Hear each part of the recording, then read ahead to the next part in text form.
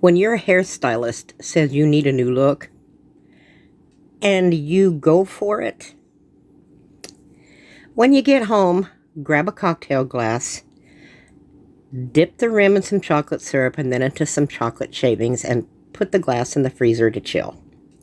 In a cocktail shaker with ice, pour 1.5 ounces of vanilla vodka, 1 ounce of white chocolate liqueur, half an ounce of white creme de cacao, 1 ounce of half and half, and an 1/8 teaspoon of sea salt. Now shake until well blended and chilled. Pour this into your chocolate-rimmed cocktail glass and drop in your favorite candy bar. And enjoy the Bad Hair Day cocktail, created and brought to you by MartiniDiva.com. Cheers, my dears.